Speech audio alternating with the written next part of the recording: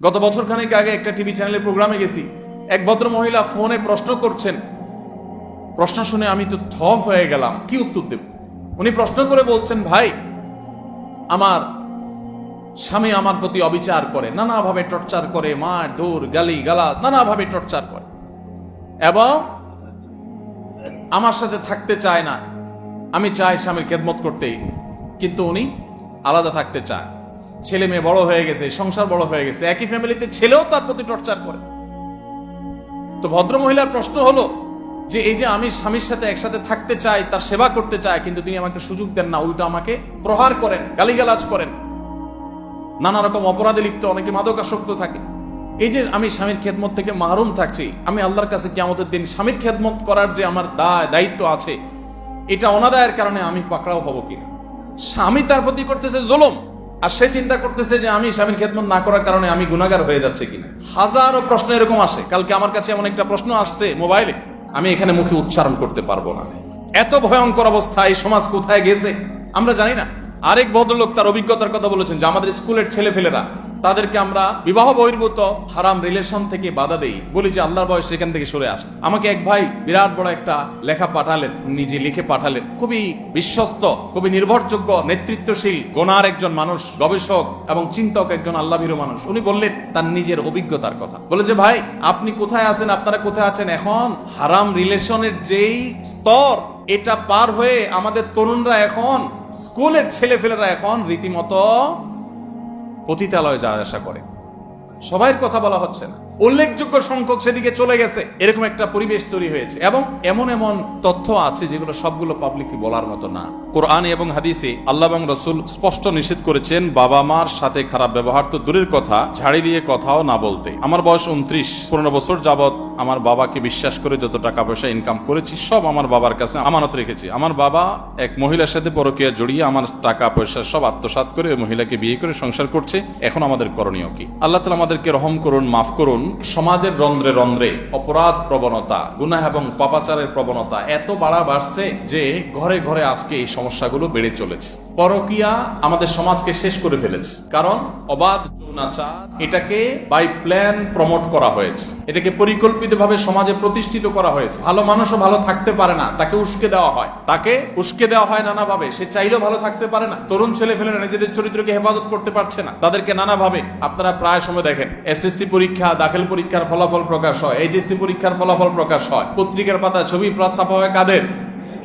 মেয়েদের। কেন ছেলেরা পরীক্ষা দেয় না? পশ্চিমারা ওদের কাপড় চোপড় খুলে ফেলছে, শেষ। ওদের ফ্যামিলি ব্যবস্থাপনা ভেঙে পড়েছে, মুখ থুবড়ে পড়েছে, পরিবার ব্যবস্থাপনা জিরো। আমি প্রায় সময় একটা কথা বলি, আমরা যদি পশ্চিমাদের চাইতে জ্ঞানে, বিজ্ঞানে, তথ্য প্রযুক্তিতে, অবকাঠামোতে, কলকারখানাতে, অন্যান্য আবিষ্কারে তাদের থেকে আমরা যদি 500 বছর পিছিয়ে থাকি, পারিবারিক ব্যবস্থাপনায় ওদের চাইতে আমরা 1000 বছর এগিয়ে আছি। আমাদের এই অঞ্চলের মুসলমান তো মুসলমান, হিন্দুরাও, খ্রিস্টানরাও, বৌদ্ধরাও, পারিবারিক যে বন্ধনটা আমাদের এখানে আছে, পশ্চিমারা এগুলো স্বপ্নেও কল্পনা করতে পারবে। আমাদের এখানে এই যে দেখেন, ছেলে বাপ তার সমস্ত সম্পদ আত্মসাৎ করার পরও পরকীয়া লিপ্ত হয়ে সেখানে ছেলের কামাই রোজগার সবগুলাকে বরবাদ করার পরও এই ছেলের মধ্যে আল্লাহর ভয় আছে দেখে সে বাবার সাথে কেমন আচরণ করবে এটা নিয়ে সে দ্বিধাগ্রস্ত হয়ে পড়েছে, এবং আল্লাহর ভয়ে সে প্রশ্নের উত্তর জানতে চাচ্ছে যে সে বাবার সাথে বেয়াদবি করবে নাকি বাবার প্রতি শ্রদ্ধা দেখিয়ে সবর করবে, সেই প্রশ্নের উত্তর জানতে চাচ্ছে। পশ্চিমা পৃথিবীর একজন যুবক মুসলমান ছাড়া স্বপ্নে কোনোদিন কল্পনা করবে না যে বাবাকে কিভাবে শ্রদ্ধা করতে হয়। ইউরোপ আমেরিকানরা আমাদের চাইতে অনেক দিক থেকে এগিয়ে থাকতে পারে, কিন্তু জন্মদাতা বাবাকে কিভাবে শ্রদ্ধা করতে হয়, ভালোবাসতে হয়, মাকে কিভাবে ভালোবাসতে হয়, এগুলো ওরা কোনোদিন কল্পনাও করতে পারবে না। সন্তান বেয়াদবি করছে, মা প্রশ্ন করছে যে আমার সন্তান বেয়াদবি করছে, আমার তো কষ্ট হয়, কিন্তু আমার সন্তান আবার কষ্ট পায় কিনা, তার কোনো ক্ষতি হয় কিনা আমার কষ্টের কারণে, আমি তাকে আল্লাহর জন্য মাফ করে দেই, আল্লাহর কাছে দোয়া করি তার আসলে ক্ষতি হবে কিনা। এই যে সন্তানের জন্য মায়ের ভালোবাসা, অমানুষ হওয়ার পরও এত আকুতি, এত আবেদন, এত ভালোবাসা, বা স্বামীর জন্য স্ত্রীর এত ভালোবাসা, এই যে বাবার জন্য সন্তানের ভালোবাসা, এইগুলো পশ্চিমারা কোনোদিন স্বপ্নেও। আমাদের সমাজে পারিবারিক ব্যবস্থাপনা আমাদের সমাজেও দুর্বল হয়ে গেছে। দাম্পত্য কলহ দিন দিন বেড়ে চলেছে, বিবাহ বিচ্ছেদ ঘরে ঘরে হচ্ছে। এরপরও আমরা এখনো পর্যন্ত পারিবারিক বাইন্ডিং এবং পারিবারিক বন্ডিং এ আমরা এখনো পর্যন্ত যতটা ভালো আছি, ওরা এতটুকুর কথা স্বপ্নেও। এই জন্য ওরা নিজেরা তো বস্ত্রহীন হয়ে গেছে, অশ্লীল হয়ে গেছে, ওদের সমাজ ধ্বংস হয়ে গেছে, পরিবার ব্যবস্থাপনা ভেঙে পড়েছে।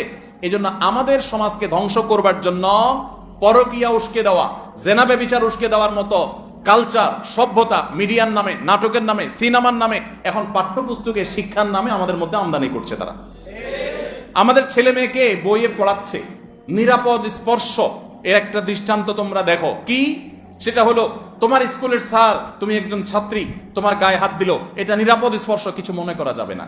এই সমস্ত ঘটনা থেকেই পরিমলদের জন্ম হয়, এই সমস্ত ঘটনা থেকেই পরিমলদের মতো টিচারদের জন্ম হয়। কিন্তু সেগুলো শেখানো হচ্ছে। ছাত্র আরেক ছাত্রীর গায়ে হাত দিবে, এটাকে কিচ্ছু মনে করা যাবে না। সপ্তম শ্রেণীর ছাত্রী, সপ্তম শ্রেণীর ছাত্র, তারা একে অন্যের গায়ে হাত দিবে, কিচ্ছু মনে করা যাবে না, এটা নিরাপদ। তার মানে কি, পোলাপানকে উস্কে দিচ্ছে, উদ্বুদ্ধ করছে যে আকাম কুকাম করো। শিক্ষার নামে এগুলো শেখানো হচ্ছে। আমাদের সমাজ ধ্বংস হয়ে গেছে। এই যে প্রশ্ন করেছেন, এই প্রশ্ন আপনারা একান না, হাজারো প্রশ্ন এরকম আসে। কালকে আমার কাছে এমন একটা প্রশ্ন আসছে মোবাইলে, আমি এখানে মুখে উচ্চারণ করতে পারবো না। এত ভয়ঙ্কর অবস্থা, এই সমাজ কোথায় গেছে আমরা জানি না।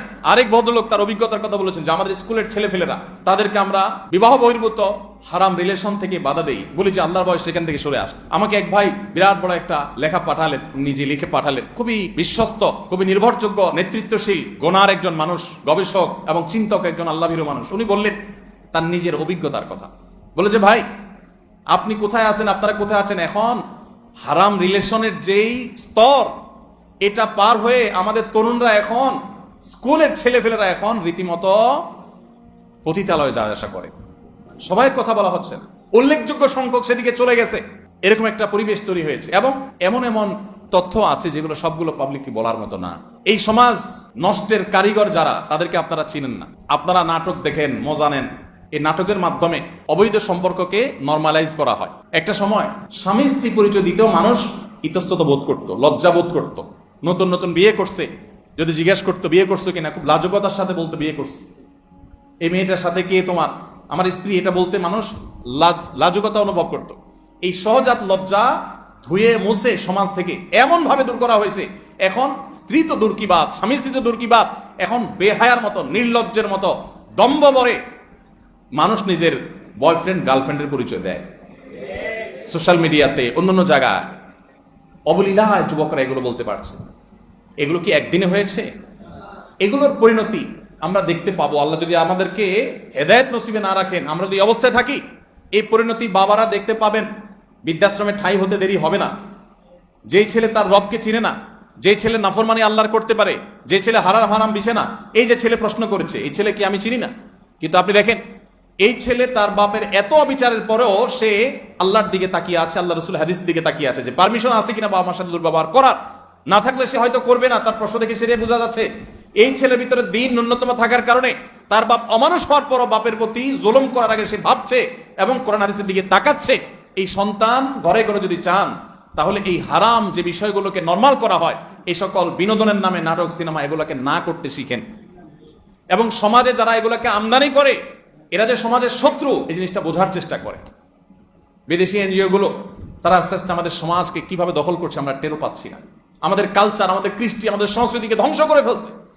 এই সমাজে শুধু মুসলমানদের না, সকল ধর্মের মানুষের কমন কালচার শালীনতা। আমাদের এই অঞ্চলের হিন্দুরাও, আমরা ছোটবেলা থেকে দেখেছি, হিন্দু মেয়েরাও মাথায় কাপড় দিয়ে চলাফেরা করে, ঠিক না বেঠিক? এই অঞ্চলের মানুষ পশ্চিমাদের মতো উলঙ্গ এবং বেহায়াপনা চলতে অভ্যস্ত না। কিন্তু নাটক, সিনেমার মাধ্যমে, বিনোদনের নামে আমাদের সমাজকে উলঙ্গতার দিকে নিয়ে যাওয়া হচ্ছে কি হচ্ছে না? ভাইরা আমার, এগুলোর ব্যাপারে আমাদেরকে সোচ্চার হতে হবে, সচেতন হতে হবে, দায়িত্বশীল হতে হবে। আল্লাহ আমাদের সবাইকে তৌফিক দান করুন। যে ভাই প্রশ্ন করেছেন তাকে বলবো, ভাই আপনি নিজে একটা ভুল করেছেন। ভুল হলো, যারা বিশেষ করে প্রবাসে যায় অথবা দেশে কাজ কাম করে, ব্যবসা বাণিজ্য করেন, অনেকেই আছেন নিজের উপার্জনের সব টাকা বাপের কাছে দেন, ভাইয়ের কাছে দেন এবং বাপ ভাইকে বলেন আপনারাই জমি জমা কিনেন। এই জিনিসটা সব ক্ষেত্রে সঠিক না। বাবাকে বাবার খরচের টাকা দেন, খরচের টাকার বাইরে অতিরিক্ত আরো দেন, পারলে হজ উমরা করান, সব ঠিক আছে। কিন্তু আপনার সম্পদ আপনার বাবাকে সব দিয়ে দিতে ইসলাম বলে নাই। হাদিসে যে আছে ইন্নাকা ওয়া মালুকা লিআবিক, যে তোমার মাল তুমি তোমার বাবার। এই যে তোমার মাল তোমার বাবার, এটা মানে এই না যে সন্তানের সব মালে বাবার একচ্ছত্র কর্তৃত্ব থাকে। তাহলে তো সন্তানের উপর আলাদা যাকাতই আসতো না, তাহলে তো বাবার উপর আলাদা খরচ করার নির্দেশই আসতো না, সব দিয়ে দেওয়া লাগতো। এটার উদ্দেশ্য হলো যে তোমার সম্পদ থেকে তোমার বাবা খরচ করতে পারেন, সে রাইট আছে, তার যতটুকু প্রয়োজন হয়। ভাইরা আমার, এই জন্য সবকিছু বাবার নামে, সবকিছু ভাইয়ের নামে দিয়ে দিলেন, এরপরে অন্য ভাইরা এসে দখল করলো বা বাপ মা কোনো তসরুপ করলো, এরপরে আপনি আফসোস করলেন। তো এই কাজগুলো আমাদের ভুল। যাই হোক, এখন আপনি কি করবেন? উত্তর হলো, আপনি আপনার সম্পদ যেগুলো বাবা আত্মসাৎ করেছেন বলছেন, যদি সত্যি আত্মসাৎ করে থাকে তাহলে সেগুলো আদায়ের কোনো লিগ্যাল ওয়ে থাকলে আপনি সেই চেষ্টা করতে পারবেন, এটা করলে আপনার কোনো গুনাহ হবে না। বাকি পরকীয়া লিপ্ত হয়ে তিনি গুনাহ করেছেন, এক্ষেত্রে তাকে পরকীয়া থেকে, হারাম সম্পর্ক থেকে বাঁচানোর চেষ্টা করবেন। পরকীয়া করে যদি তিনি বিবাহ করে থাকেন তাহলে তো বিবাহ করে ফেলেছেন, বিবাহ না করে থাকলে তাকে অন্যায় থেকে আপনি সরানোর চেষ্টা করবেন, অন্যদেরকে দিয়ে বুঝাবেন, কিন্তু নিজে বাবার সাথে ওই কারণে বেয়াদবি করতে পারবেন না বা কোনো কারণে বেয়াদবি করতে পারবেন না। কিন্তু নিজের সম্পদ যেটুকু বাবা দখল করে ফেলেছেন এটুকু যদি আপনি নরমে, সালিশে, বিচারে, বিভিন্নভাবে আপনি তার কাছ থেকে আদায় করতে পারেন, সেই অধিকার আপনার আছে। তবে সেটা করতে গিয়ে আবার বাবার সাথে দুর্ব্যবহার করা, তাকে টর্চার করার সুযোগ না। যদি দেখেন যে না, নরমে আদায় হবে না, তার সাথে বেয়াদবি করতে হবে, তাহলে বেয়াদবি না করে যদি আপনি সবর করেন, যেই টাকা তার কাছে আছে আল্লাহ তাআলার কাছে কিয়ামতের দিন অবশ্যই কড়ায় গন্ডা সেটা আপনি বুঝে পাবেন। বাপমা হইলেই কিন্তু সন্তানের প্রতি জুলুম করার লাইসেন্স পাওয়া যায় না। পাওয়া যায়? আমাদের সমাজে অনেক বাপমা আছেন যে বাপমা মনে করেন যে সন্তান আমার, যেহেতু অতএব আমি যা খুশি তা করবো। জি না, সন্তানের যেরকম বাবা মায়ের প্রতি কর্তব্য আছে, আবার বাবা মায়েরও কর্তব্য আছে সন্তানের প্রতি। অনেক বাপ মা জানে না তাদের কি কি কর্তব্য। আমাদের সমাজে এক পেশে ওয়াজ হয়, বাবা মার অধিকার নিয়ে ওয়াজ বেশি হয়। ঠিক এটা যে বাবা মার অধিকার বেশি এই জন্য ওয়াজ বেশি হোক, এটা স্বাভাবিক, কিন্তু সন্তানেরও তো অধিকার আছে। বাবা মা যদি সন্তানের অধিকার আদায় না করেন আল্লাহর কাছে ধরা খাওয়া লাগবে কি লাগবে না? আল্লাহ তাআলা আমাদের বাবা মাদেরকে সচেতন এবং সতর্ক হওয়ার তৌফিক দান করুন।